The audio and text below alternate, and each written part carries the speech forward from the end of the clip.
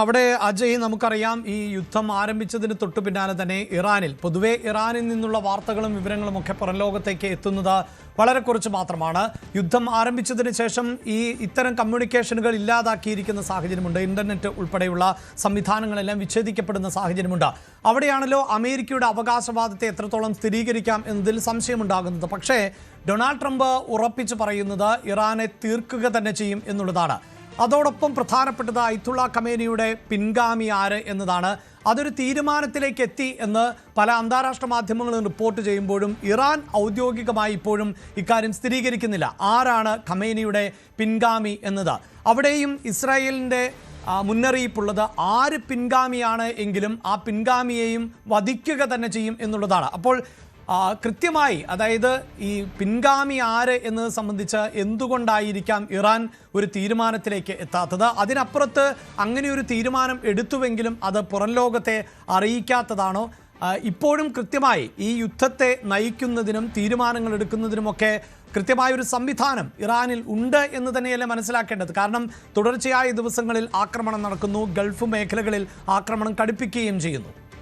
ഇറാനിലുള്ള ചില തദ്ദേശീയ മാധ്യമങ്ങൾ റിപ്പോർട്ട് ചെയ്യുന്നത് നിലവിൽ ആയത്തുള്ള അലി ഖമേനിയുടെ പിന്തുടർച്ച അവകാശിയെ തെരഞ്ഞെടുക്കാൻ വേണ്ടിയിട്ടുള്ള 4ാം ഘട്ട യോഗം പ്രസിഡന്റിൻ്റെ നേതൃത്വത്തിൽ ആരംഭിച്ചതായിട്ടാണ് വിവരം ലഭിക്കുന്നത്. അതായത് ഇതിനു മുൻപേ 3 ഘട്ടത്തിൽ യോഗം നടന്നിരുന്നു. പ്രസിഡന്റ് മസൂദ് പെസഷ്കിയാൻ്റെ നേതൃത്വത്തിലാണ് ഇത്തരം യോഗങ്ങൾ നടക്കുന്നത്. അസംബ്ലി ഓഫ് എക്സ്പേർട്സിനെ വിളിച്ചുകൂട്ടി ഇവരുടെ നേതൃത്വത്തിൽ ഒരു തീരുമാനമെടുക്കണം എന്നതാണ് ഈ 4ാം ഘട്ട യോഗത്തിൽ ചർച്ചയായതായിട്ടും വിവരം പുറത്തു വരുന്നുണ്ട്. എന്തായാലും അന്താരാഷ്ട്ര മാധ്യമങ്ങൾ പ്രധാനമായിട്ടും ഖമേനിയുടെ പിന്തുടർച്ച അവകാശിയായിട്ട് ഉയർത്തിക്കാട്ടുന്നത് അദ്ദേഹത്തിൻ്റെ 2ാമത്തെ മകനായിട്ടുള്ള മുജ്തബ ഖമേനിയെ തന്നെയാണ്. ഇന്ന് അതുമായിട്ട് ബന്ധപ്പെട്ട് ട്രംപിനോട് മാധ്യമങ്ങൾ ചോദ്യം ചോദിച്ചിരുന്നു. അപ്പോൾ ട്രംപ് പറഞ്ഞത് മുജ്തബ ഖമേനി ഒരിക്കലും ഇറാന് ഒരു ഉചിതമായിട്ടുള്ള ഒരു നേതാവാകില്ല. ഇതിലൂടെയും ഈ മുജ്തബയുടെ നേതൃത്വത്തിലും ഭരണം അത് വളരെ മോശമായിരിക്കും എന്നാണ് ട്രംപ് പറയുന്നത്. US കൂടി താല്പര്യമുള്ള ഒരു നേതാവാകണം ഇറാന്റെ അടുത്ത ഭരണാധികാരി എന്നതാണ് ട്രംപ് പറയുന്നത്.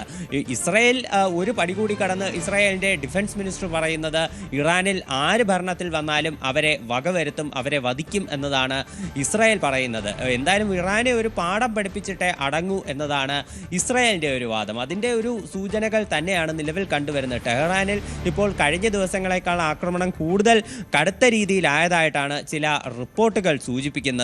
അതുപോലെ തന്നെ ഇപ്പോൾ മേഖലയിൽ മൊത്തത്തിൽ വലിയ പ്രതിസന്ധിയിലായിട്ടുള്ള ഒന്നാണ് ഹോർമുസ് കടലിടുക്ക് വഴിയുള്ള ചരക്ക് ഗതാഗതം എന്ന് പറയുന്നത്. ഇപ്പോൾ മേഖലയിൽ ഇന്ത്യ ഉൾപ്പെടെ രാജ്യങ്ങളിലേക്ക് എണ്ണ, അതുപോലെ LPG, മറ്റ് ഭക്ഷ്യവസ്തുക്കൾ അടക്കം വരുന്നത് ഇതുവഴിയാണ്. ഇപ്പോൾ ചൈന ഇറാനുമായിട്ട് ഒരു ചർച്ച നടത്തിയതായിട്ടുള്ള റിപ്പോർട്ടുകൾ പുറത്തു വരുന്നുണ്ട്. അതായത് ഹോർമുസ് കടലിടുക്ക് വഴിയുള്ള ചരക്ക് ഗതാഗതം ഭാഗികമായിട്ടെങ്കിലും തുറന്നു നൽകണമെന്ന് ഇറാനോട് ചൈന നിർദ്ദേശം നൽകിയിട്ടുണ്ട്. ഇതിപ്പോൾ ഇങ്ങനെ സംഭവിക്കുകയാണെങ്കിൽ അത് തീർച്ചയായിട്ടും ഏഷ്യൻ രാജ്യങ്ങൾക്ക് ഇന്ത്യക്കടക്കം അത് വലിയ ആശ്വാസമാകും എന്ന് തന്നെയാണ് പ്രതീക്ഷിക്കുന്നത്. അതുപോലെ തന്നെ നമ്മൾ ഒരുപാട് വിഷമിച്ച അല്ലെങ്കിൽ ഒരുപാട് വിഷമത്തോടെ കേട്ട ഒരു വാർത്തയാണ് മിനാബിൽ 165 പെൺകുട്ടികളുടെ മരണത്തിനിടയാക്കിയ ഒരു സ്കൂളിന് നേരെയുള്ള ആക്രമണം. ഈ സ്കൂളിന് നേരെയുള്ള ആക്രമണം നടത്തിയത് US-ൻ്റെ മിസൈലാണെന്ന് ഇപ്പോൾ US-ൻ്റെ തന്നെ മിലിറ്ററി വിങ് അന്വേഷണ വിഭാഗം ഒരു റിപ്പോർട്ട് പുറത്തുവിട്ടിട്ടുണ്ട്. അപ്പോൾ അത്തരമൊരു കാര്യങ്ങളാണ് പുറത്തു വരുന്നത്. ഇതിൻ്റെ ആക്രമണത്തിന് പിന്നിൽ ഇസ്രായേലല്ല US ആണ് എന്നുള്ള തരത്തിലുള്ള റിപ്പോർട്ടുകൾ കൂടി പുറത്തു വരുന്നുണ്ട്. അതുപോലെ തന്നെ ഈ ഇസ്ലാമിക് റെസിസ്റ്റൻസ് ഗ്രൂപ്പാണ് നിലവിൽ ഇറാഖിൽ നിന്ന് ഇറാനെ പിന്തുണയുമായിട്ട് രംഗത്തെത്തിയിട്ടുള്ളത്. തീർച്ചയായും അവിടെ അജയ് സൂചിപ്പിക്കുന്ന പോലെ ഒരു വിഭാഗം ആളുകൾ ഇറാഖിൽ നിന്നിൻ്റെ പിന്തുണ ഇറാന് നൽകുമ്പോൾ തന്നെ പ്രത്യേകിച്ച് വടക്കൻ ഇറാഖിലെ കുർദിഷ് വിഭാഗത്തിൽപ്പെടുന്നവരുണ്ട്. അവർ കാലങ്ങളായി ഇറാനോട് ശത്രുത പുലർത്തുന്നവർ ആണ്. അവർക്ക് വലിയ ആയുധ പരിചയവും അതോടൊപ്പം തന്നെ സൈനിക സേവന പരിചയവുമുള്ള വിഭാഗത്തിൽപ്പെട്ടവരാണ്. പ്രത്യേകിച്ച് PAK എന്ന് പറയുന്ന ഒരു പൊളിറ്റിക്കൽ പാർട്ടി. അവർ ഈ അടിച്ചമർത്തലുകൾക്ക് എതിരെ പോരാടുന്നവരാണ്. PAK പ്രതിനിധികളുമായി ഡൊണാൾഡ് ട്രംപ് ടെലിഫോണിൽ സംസാരിച്ചുവെന്നും അങ്ങനെ ഇറാനിലേക്ക് പ്രവേശിക്കാൻ ഈ കുർദിഷ് വിമതർ തയ്യാറായി നിൽക്കുന്നു എന്നുമുള്ള റിപ്പോർട്ടുകളുണ്ട്. ഒരുപക്ഷെ അവർക്ക് ആയുധങ്ങൾ കൈമാറാൻ അമേരിക്ക തയ്യാറാകുമോ എന്നതിൽ വ്യക്തതയില്ല. എല്ലാവരും ഉറ്റുനോക്കുന്നത് ഇനിയൊരു കരയുദ്ധത്തിന് അമേരിക്ക തയ്യാറെടുക്കുമോ? കാരണം അമേരിക്ക പ്രതീക്ഷിച്ചതുപോലെയുള്ള ഒരു ഭരണമാറ്റം ഇറാനിൽ ഇപ്പോൾ സംഭവിച്ചിട്ടില്ല. മാത്രവുമല്ല, സാധാരണ നിലയിൽ ഭരണകൂടം പ്രതിസന്ധിയിലാകുമ്പോൾ അതിനെതിരെ പ്രതിഷേധം ഉയർത്തുന്നവർ, നമുക്കറിയാമല്ലോ, ആഭ്യന്തര കലാപം രൂക്ഷമായിരുന്ന സമയം നോക്കിയാണ് ആയത്തുള്ള ഖമേനിയെ അമേരിക്കയും ഇസ്രായേലും ചേർന്ന് വധിച്ചത്. അവിടെ അവർ മുന്നോട്ട് വരികയും അവിടെ ഭരണമാറ്റത്തിന് വേണ്ടി മുന്നോട്ട് വരികയും അങ്ങനെ ഒരു ഭരണമാറ്റം വളരെ എളുപ്പത്തിൽ സാധ്യമാകും എന്ന് പ്രതീക്ഷിച്ചതുമാണ്. പക്ഷേ അത് സാധ്യമാകാത്ത ഒരു പശ്ചാത്തലത്തിൽ കുർദ് വിമതരെ ഉപയോഗിച്ചുകൊണ്ടുള്ള ഒരു നീക്കത്തിന് തയ്യാറെടുക്കുന്നതായി വാഷിംഗ്ടൺ പോസ്റ്റ് അടക്കം റിപ്പോർട്ട് ചെയ്യുന്നുണ്ട്.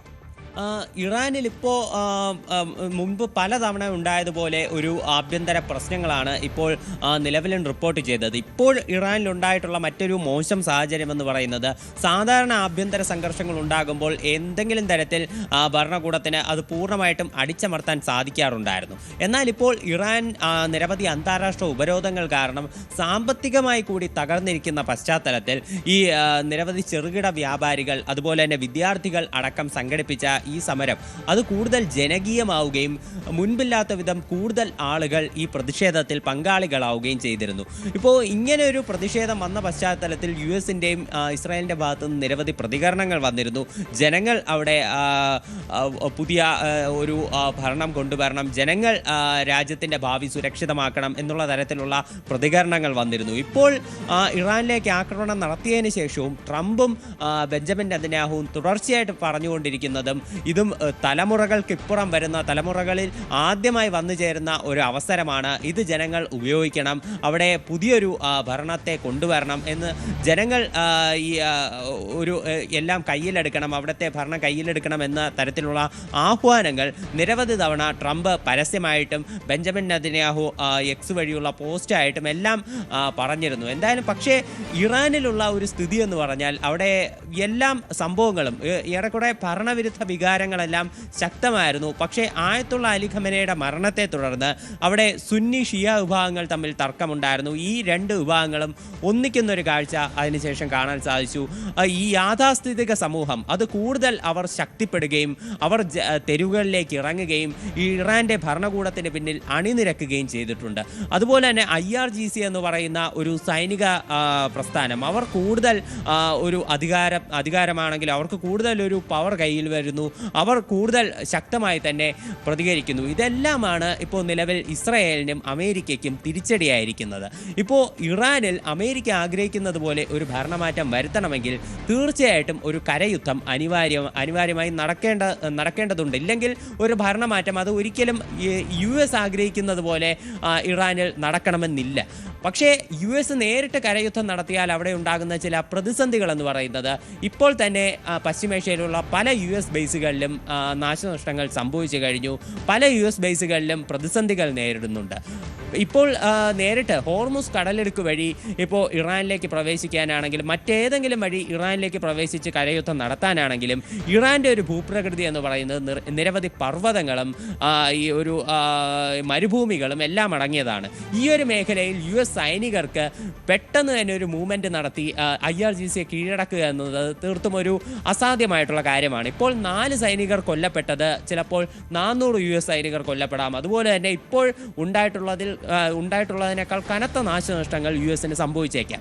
അങ്ങനെയാണെങ്കിൽ അമേരിക്കയ്ക്കകത്ത് തന്നെ വലിയൊരു ജനരോക്ഷം ട്രംപിനെതിരെ വരാൻ സാധ്യതയുണ്ട്. ഇപ്പോൾ സെനറ്റിൽ ട്രംപ് ഈ യുദ്ധം അവസാനിപ്പിക്കണം എന്നുള്ള തരത്തിലുള്ള പ്രമേയം അത് ട്രംപിന് അനുകൂലമായിരുന്നു, നേരിയ വോട്ടുകളുടെ വ്യത്യാസത്തിലാണെങ്കിലും. പക്ഷേ പിന്നീട് ഇത്തരം ഒരു വോട്ടെടുപ്പ് വീണ്ടും നടക്കുകയാണെങ്കിൽ അത് ട്രംപിനെതിരാകാം. ചിലപ്പോൾ വലിയ രീതിയിലുള്ള പ്രതിസന്ധി റിപ്പബ്ലിക്കൻ പാർട്ടിയും ട്രംപും എതിരിട്ടേക്കാം. അതുകൊണ്ട് തന്നെ US നേരിട്ടൊരു കരയുദ്ധത്തിന് ഇറങ്ങാൻ ഒരിക്കലും അവർ മുതിരില്ല എന്നത് തന്നെയാണ് പ്രതീക്ഷ. അതുകൊണ്ട് തന്നെയാണ് ഈ കുർദിഷ് വിമതരെ കൂടെ നിർത്താൻ വേണ്ടിയിട്ട് US ആലോചിക്കുന്നത്.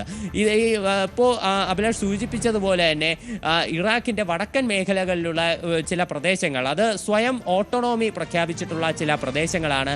ഇവിടങ്ങളിലൊരു സ്വയം ഒരു ഓട്ടോണോമസ് ആയിട്ടുള്ള ഭരണകൂടം നിലവിലുണ്ട്. അപ്പോൾ ഇവിടങ്ങളിലുള്ള ചില വിമത സേനകളുമായിട്ട് സംസാരിച്ചുകൊണ്ടാണ് US ഇത്തരം ഒരു നീക്കം നടത്തുന്നത്. നടത്തുന്നത്. എന്നാൽ ഇറാൻ ഇത് നേരത്തെ തന്നെ മുൻകൂട്ടി അറിഞ്ഞുകൊണ്ട് ഈ വടക്കൻ മേഖലകളിലെ സൈനിക ബേസുകൾ കേന്ദ്രീകരിച്ച് കഴിഞ്ഞ ദിവസം ചില ആക്രമണങ്ങൾ നടത്തിയിരുന്നു. അപ്പോൾ ഇവർ തന്നെ പരസ്യമായി ഈ വടക്കൻ മേഖലകളിലെ കുർദിഷ് ഭരണകൂടം പറഞ്ഞത് തങ്ങളുടെ മേഖലകളിലേക്ക് യുദ്ധം വ്യാപിക്കുന്നത് അത് ഞങ്ങൾ ആഗ്രഹിക്കുന്നില്ല, യാതൊരു വിധത്തിലും ഈ യുദ്ധത്തിൽ ഞങ്ങൾ പങ്കാളികളാകില്ല എന്നതാണ് അവർ വ്യക്തമാക്കിയിട്ടുള്ള കാര്യം. അപ്പോൾ ഇറാൻ ഒരു മുൻകരുതൽ എന്നുള്ള നിലയ്ക്ക് തന്നെ ഈ മേഖലയിലേക്ക് കടന്നു കയറി ഇറാഖിൻ്റെ വടക്കൻ മേഖലയിലെ കുർദിഷ് സൈനിക ക്യാമ്പുകൾക്ക് നാശനഷ്ടം വരുത്തിയിട്ടുണ്ട്.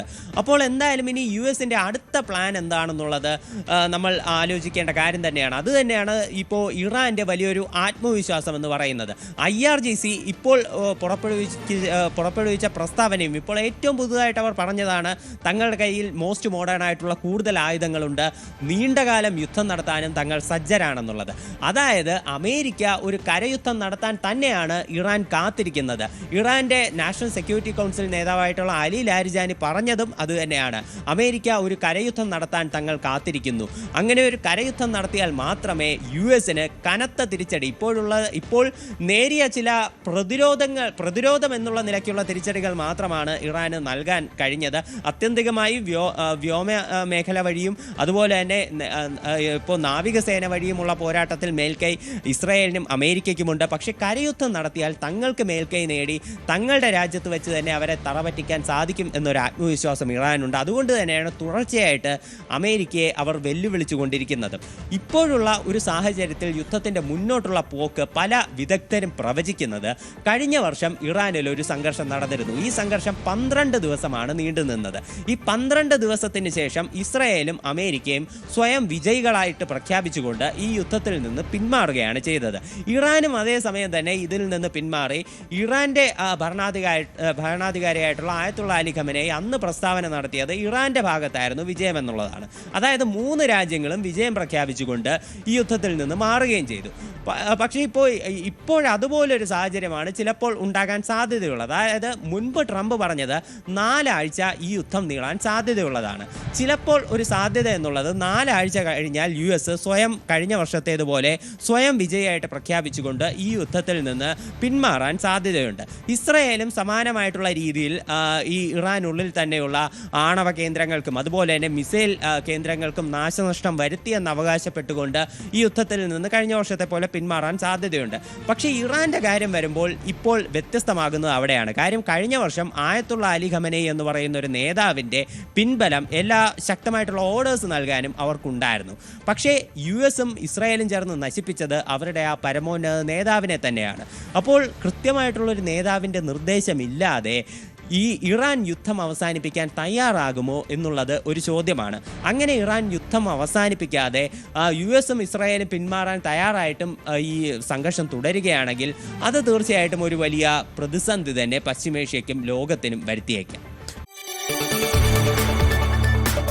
കൂടുതൽ വാർത്തകൾക്ക് News 18 Keralam YouTube channel subscribe ചെയ്യുക.